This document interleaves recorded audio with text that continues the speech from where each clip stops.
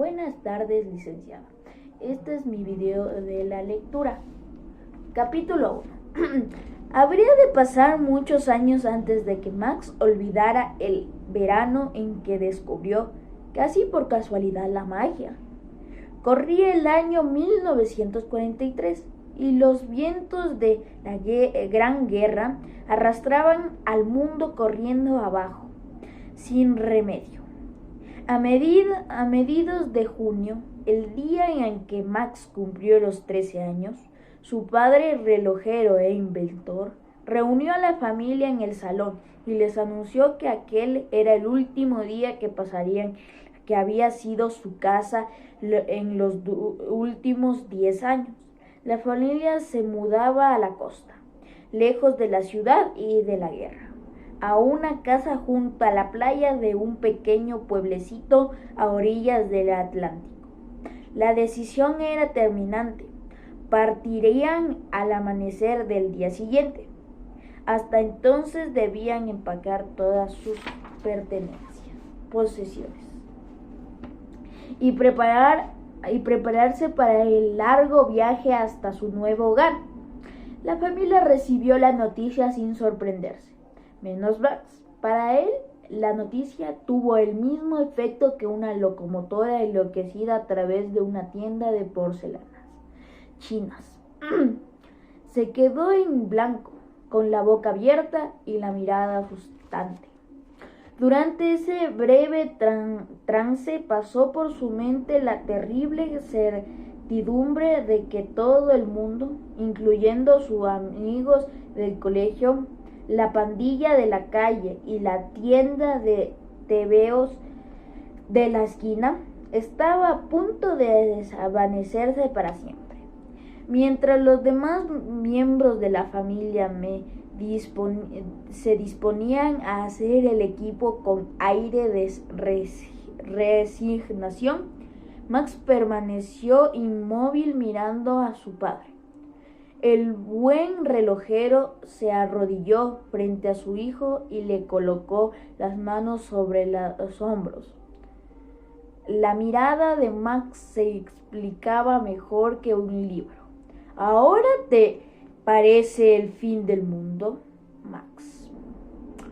Pero te prometo que te gustará el lugar a donde vamos. Harás nuevos amigos, ya lo verás. Esperó la guerra. ¿Es por la guerra?, preguntó Max. ¿Es por eso por lo que nos tenemos que irnos?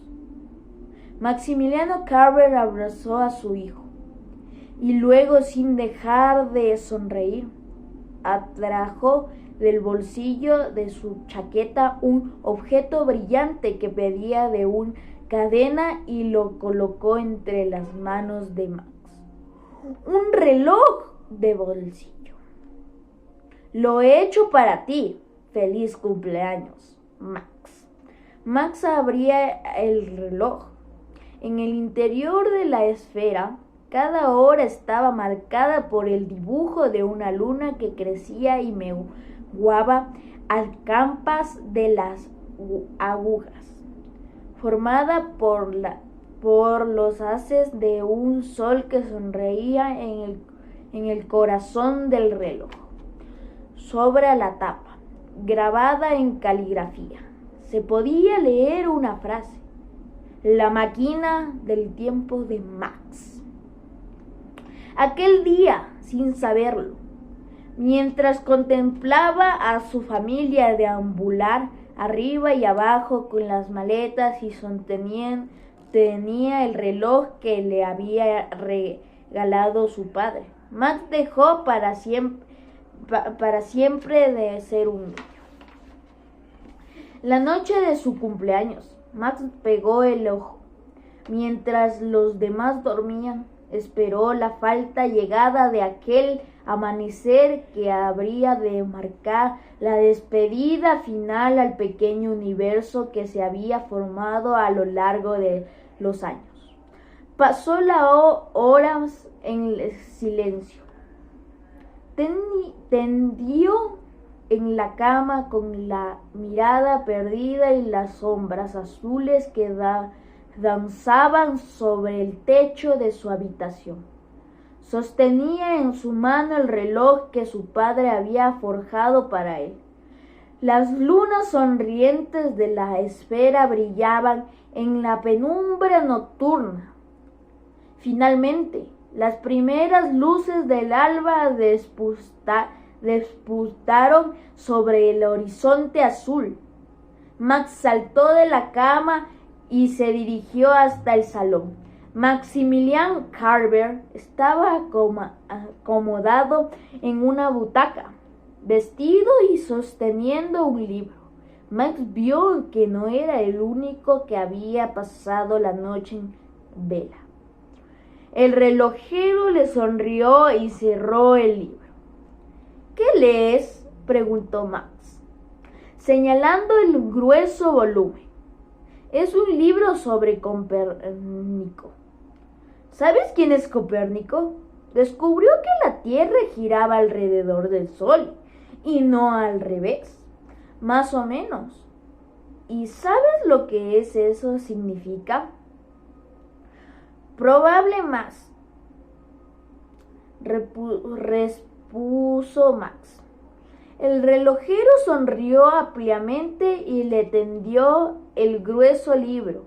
Ten, es tuyo, léelo. Max inspeccionó el misterioso libro acuadernado en piel.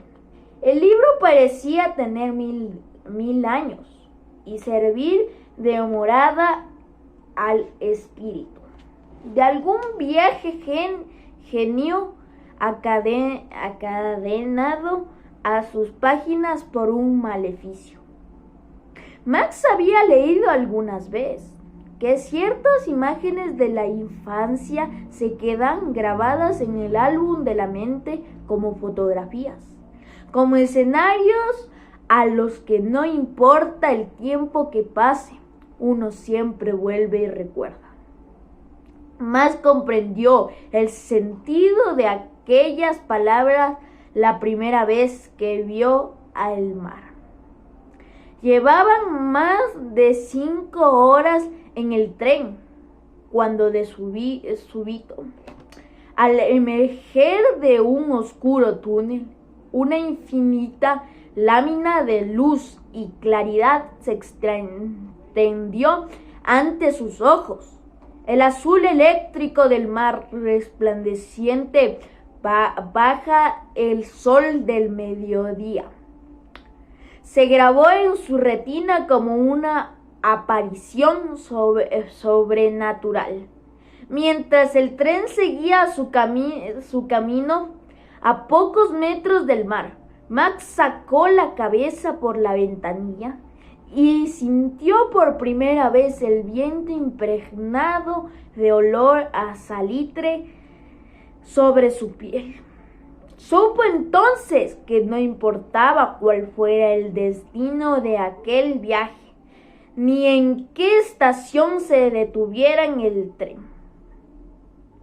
Desde aquel día, nunca viviría en un lugar desde el cual no pudiese ver mañana al despertar aquella luz azul y cegadora que ascendía hacia el cielo como un vapor mágico y transparente. Era una promesa que se había hecho a sí mismo. La primera impresión de Max respecto al pueblo y al aspecto que apreciaba la extensión y las primeras casas cuyo techo asomaban tímidamente sobre los árboles fue la de que aquel lugar parecía uno de aquellos pueblos construidos en miniatura por coleccionistas de trenes eléctricos,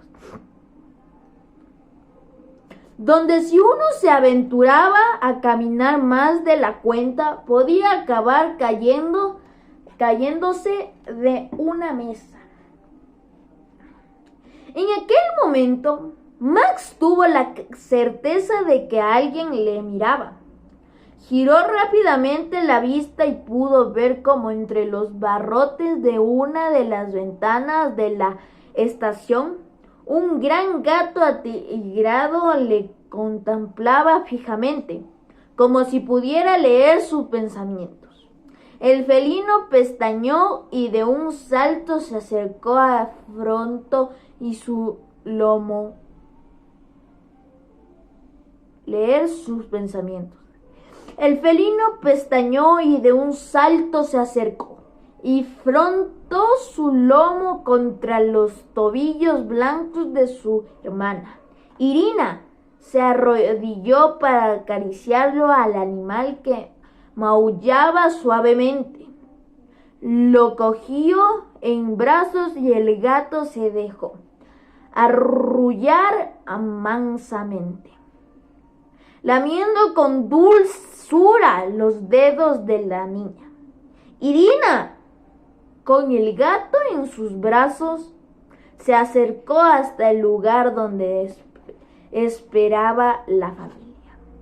No acabamos ni de llegar y ya has cogido un bicho. No es un bicho, es un gato. Y está abandonado, replicó Irina a su hermana Alicia. Mamá, Irina, ni siquiera hemos llegado a casa, empezó su madre. La niña forzó una mueca lastimosa. ¿Puedes estar en el jardín, por favor? Es un gato gordo y sucio, añadió Alicia. ¿Vas a dejar que se salga otra vez con la suya? ¿Ya estamos de pelea?, preguntó Maximiliano Carver. ¿Y esto? Esto solo y abandonado. Nos lo podemos llevar. Estará en el jardín y yo lo cuidaré, lo prometo. Se apresuró a explicar Irina. El relojero, atónito, miró al gato y luego a su esposa. No sé qué dirá tu madre. ¿Y qué dices tú, Maximiliano Carver?, replicó su mujer. Bien, habría que llevarlo al veterinario y además, por favor, gimió Irina. El relojero y su mujer cruzaron una mirada de complicidad. ¿Por qué no?, concluyó Maximiliano Carver, incapaz de empezar el verano con un conflicto familiar. Pero tú te encargas de él, ¿prometido? El rostro de Irina se iluminó y las pupilas del felino se estrecharon hasta perfilarse como agujas negras sobre la esfera dorada y luminosa de sus ojos. No te quedes ahí, pasmado. Max, en marcha, insistió su padre de camino hacia las furgonetas de la mano de su madre. Max les dijo. Fue entonces cuando algo le hizo volverse y mirar de nuevo la esfera ennegrecida del reloj de la estación. Lo examinó cuidadosamente y percibió que había algo en ella que no cuadraba. Max recordaba perfectamente que al llegar a la estación el reloj indicaba media hora pasada el mediodía. Ahora las agujas marcan las 12 menos 10. ¡Max!, sonó la voz de su padre, llamándole desde la furgoneta. ¿Qué nos vamos?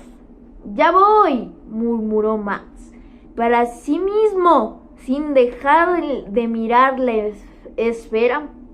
El reloj no estaba estropeado, funcionaba perfectamente, pero al revés. Capítulo 2. La nueva casa estaba situada en el extremo norte de una larga playa que se extendía frente al mar, como una lámina de arena blanca y luminosa. La playa era una prolongación del pueblo, de pequeñas casas de madera de no más de 2 pisos, en todo pastel, con su jardín y sus cercas blancas, como una ciudad de casa de muñecas. La mayoría de los habitantes del pueblo utilizaban bicicletas para sus traslados o iban a pie. Las calles estaban limpias y lo único que se escuchaba era el suave ivite del mar rompiendo en la playa. Maximiliano observaba triunfalmente su nuevo hábitat, dirigiendo miradas a cada miembro de la familia, que eran respondidas con una sonrisa de aceptación. La casa tenía 2 pisos y se alzaba a unos 50 metros de la línea de la playa. Estaba construida en madera. Pintada de blanco y en un razonable buen estado. Por camino, Maximiliano explicó a su familia que la casa había sido construida en 1928 para la familia de un prestigioso cirujano de Londres, como residencia de verano. La casa de la playa pronto se convirtió en una talismán que habría de cambiar la suerte de los Fleischmann. La esposa del cirujano, que al parecer no podía concebir hijos por un accidente de años atrás, había quedado embarazada durante aquel primer año. Jacob fue la bendición del cielo que cambió el talento amargo y solitario de los Fleischmann. Pronto el doctor y su esposa empezaron a congeniar con los habitantes del pueblo y llegaron a ser personajes populares y estimados durante los nuevos años de felicidad que pasaron en la casa de verano, hasta la tragedia de 1936. Un amanecer de agosto de aquel año, el pequeño Jacob se ahogó mientras jugaba en la playa frente a la casa. Toda la alegría y la luz que el deseado hijo había traído al matrimonio se extinguió aquel día para siempre. La salud de Fleischmann se fue deteriorando progresivamente y pronto sus médicos supieron que no llegaría a ver el verano de 1938. Un año después de la desgracia, los abogados de la viuda pusieron la casa en venta. Permaneció vacía y sin comprador durante años, olvidada en el extremo de la playa. Así fue como, por pura casualidad, Maximiliano Carver llegó a tener noticias de su existencia. El relojero volvió de un viaje para comprar piezas para su taller. Cuando decidió hacer noche en el pueblo, durante la cena en el pequeño hotel local, entabló conversación con el dueño, que le habló de la casa, y Maximiliano decidió retrasar su vuelta y visitarla al día siguiente. Al retornar, su mente barajaba cifras y la posibilidad de abrir un taller de relojería en el pueblo. Tardó 8 meses en anunciar la noticia a su familia. Tras el patio, limitado por la cerca que envolvía la casa, se extendía un campo de hierbas salvajes, y unos 100 metros más allá se levantaba lo que parecía un pequeño recinto rodeado por un muro de piedra blanquecina. La vegetación había invadido el lugar y lo había transformado en un pequeño jungla, de la que le emergían lo que a Max le pareció figuras humanas.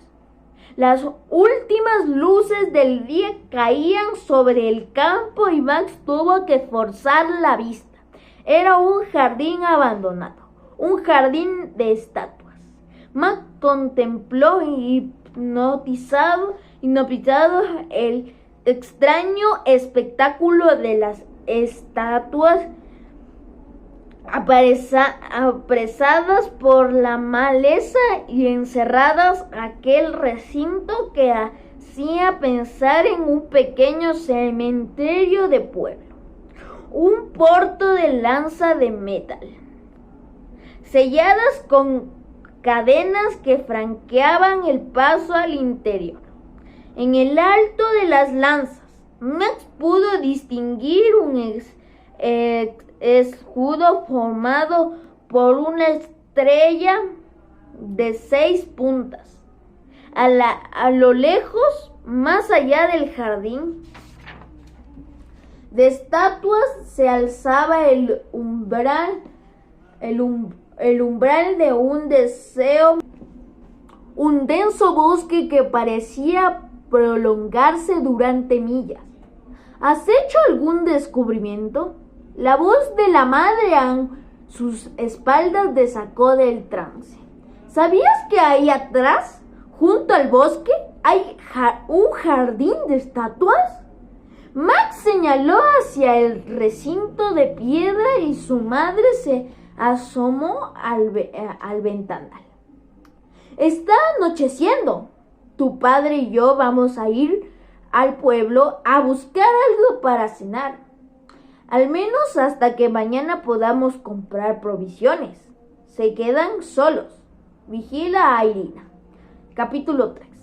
Max se vistió en silencio y bajó las escaleras sigilosamente, con la intención de no despertar al resto de la familia.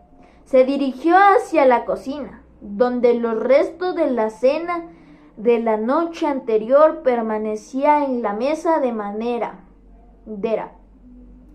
Abrió la puerta de la cocina que daba al patio trasero y salió al exterior. El aire frío y húmedo del amanecer mordía la piel. Max cruzó al patio silenciosamente hasta la puerta de la cerca y cerrándola a sus espaldas. Se adentró en la niebla en dirección al jardín de estatuas. Una cadena oxidada rondeaba los barrotes de metal ennegrecidos. Max apoyó el rostro entre las lanzas de la puerta y examinó el interior. Pensó que nadie había puesto los pies en aquel lugar en mucho tiempo y en que quien fuera el guardián de aquel jardín de estatuas hacía ya muchos años que había desaparecido. Max miró alrededor y encontró una piedra del tamaño de su mano junto al muro del jardín. La asió y golpeó con fuerza el candado que unía los extremos de la cadena una y otra vez, hasta que el aro envejecido cedió. Max empujó con fuerza los barrotes. Cuando la abertura entre las dos hojas de la puerta fue fue lo suficiente amplia como para permitir pasar. Max descansó un segundo y entró en el recinto. Avanzó unos pasos y se adentró en el jardín salvaje. Aparentemente, las figuras estaban dispuestas en círculos concéntricos y miraban hacia el oeste. Las estatuas parecían formar parte de un circo. A medida que caminaban entre ellas, Max distinguió las figuras de un domador, un fakir con un turbante y nariz aguileña, una mujer contorsionista, un forzudo y muchos otros personajes. En el centro del jardín descansaba sobre un pedestal la gran figura de un payaso sonriente y de cabellera erizada. A sus pies, Max distinguió una gran losa de piedra sobre la que se intuía un dibujo en relieve. Se arrodilló y apartó la maleza que cubría la superficie fría para descubrir una gran estrella de 6 puntas rodeada por un círculo, idéntica a la que había sobre la lanza de la puerta. Max se incorporó y contempló el espectáculo fantasma a su alrededor. Recorrió con la mirada cada una de las estatuas envueltas en los tallos de la hiedra salvaje que se agitaba al viento, hasta detenerse de nuevo en el gran payaso. Un escalofrío le recorrió el cuerpo y dio un paso atrás. La mano de la figura, que segundos antes había visto cerrada en un puño, estaba abierta con la palma extendida, en señal de invitación. Durante un segundo, Max sintió que el aire frío del amanecer le quemaba la garganta y pudo escuchar el palpito de su corazón en las sienes. Lentamente, como si temiese despertar el sueño perpetuo de las estatuas, volvió por el camino hasta la verja del recinto sin dejar de mirar a su espalda a cada paso que daba. Cuando hubo cruzado la puerta, le pareció que la casa de la playa estaba muy lejos. Sin pensarlo 2 veces, se lanzó a correr y esta vez no miró atrás hasta llegar a la cerca del patio trasero. Cuando los hizo, el jardín de estatuas estaba sumergido de nuevo en la niebla. Capítulo 4.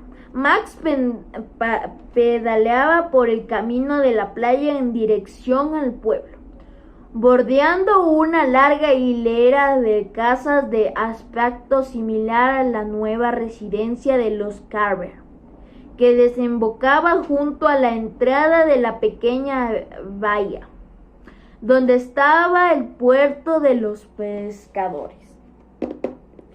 Con la vista fija en el pequeño faro, Max enfiló el espigón curvo que cerraba el puerto como una media luna.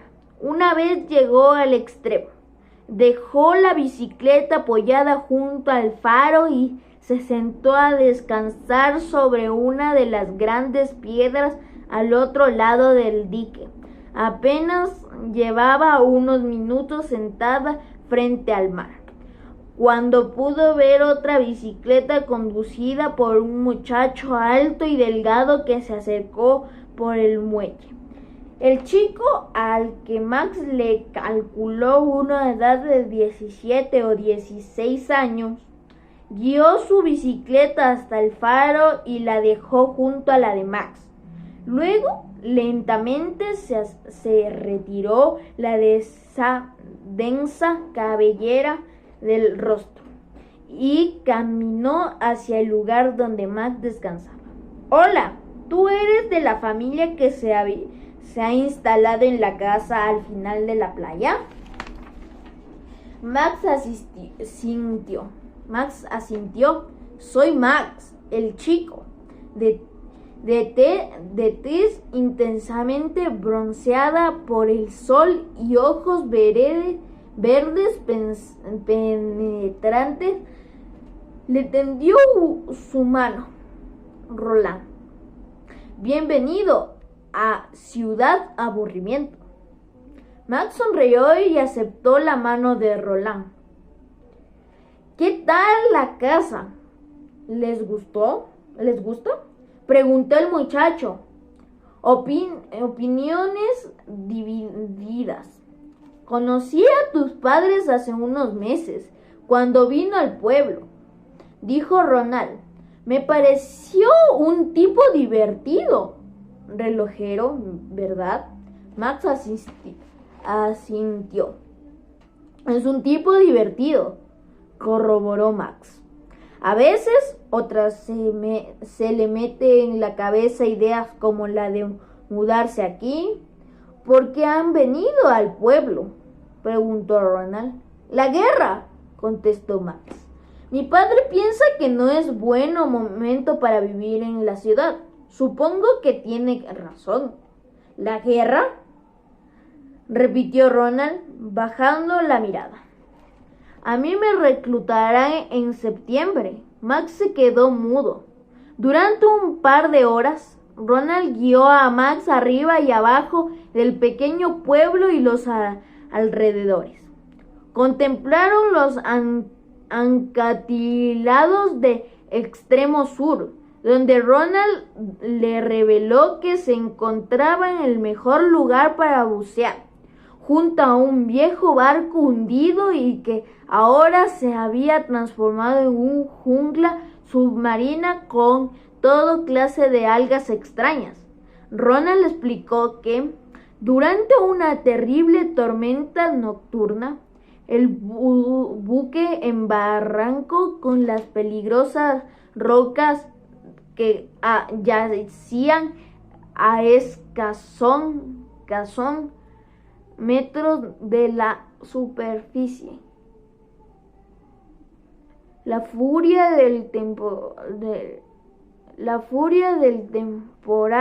y la oscuridad de la noche hicieron que todos los tripulantes del navío perecieran ahogados en el naufragio.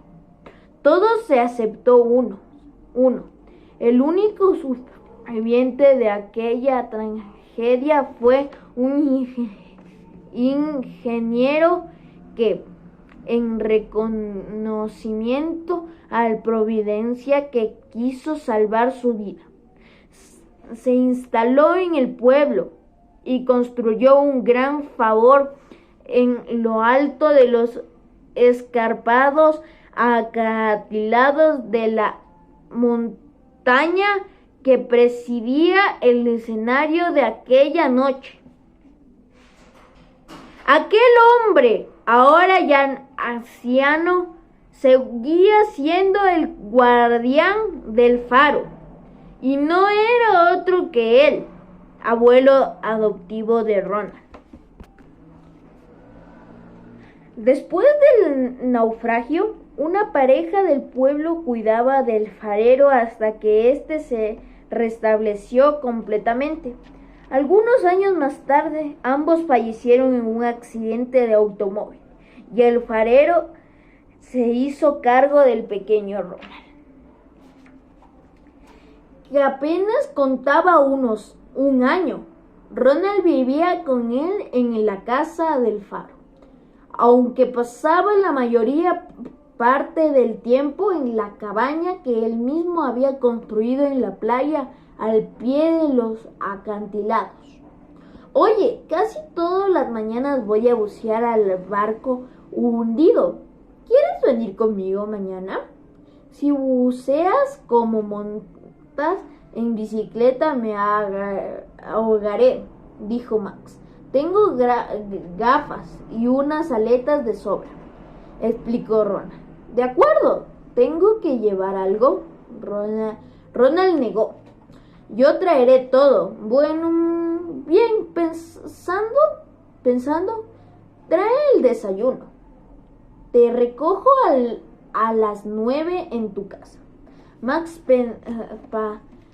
pedaleó con fuerza, pero al aguacero le alcanzó de pleno cuando todavía le quedaban unos 500 metros de camino hasta la casa de la playa.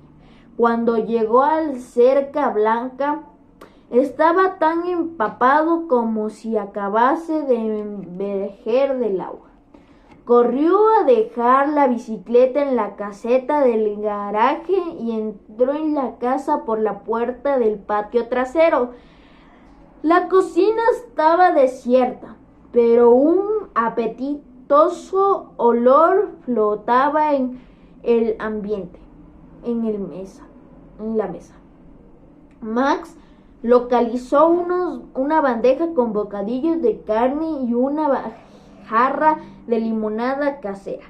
Junto a ella había una nota escrita con la estilizada caligrafía de Andrea Carver. Max, ¿estás en una comida? Tu padre y yo estaremos en el pueblo toda la tarde por asuntos de la casa. No se te ocurra utilizar el baño del piso de arriba. Max dejó la nota y se llevó la bandeja a su habitación. El maratón ciclista de aquella mañana le había dejado exhausto y hambriento. Se dirigió directamente a su habitación, se cambió de ropa y se tendió en la cama a saborear los exquisitos bocadillos que su madre había dejado para él. Se moría de ganas por ir bucear al día siguiente junto al buque hundido con su nuevo amigo Ronald. Engüelló los bocadillos en menos de 10 minutos y luego cerró los ojos, escuchando el repiqueteo de la lluvia sobre el techo y los cristales. Le gustaba la lluvia, el espectáculo de aquella infinita cortina de lágrimas del cielo. Capítulo 5. ¿Y qué has hecho tú, Max?, preguntó Andrea Carver. He estado en el pueblo. Conocí a un chico, Ronald. Mañana vamos a ir a bucear. ¿Y dónde?, preguntó su padre. En la playa del sur, al otro lado del puerto. Según Ronald, ahí están los restos de un barco hundido hace muchos años. Yo de joven era un buen buceador, interrumpió Maximiliano Carver. Ahora no, cielo, cortó su esposa. ¿No nos ibas a enseñar unas películas? Maximiliano Carver se encogió de hombros y se levantó, y dispuesto a hacer las galas de proyecciones. Licenciada, eso ha sido todo mi trabajo y muchas gracias por la atención.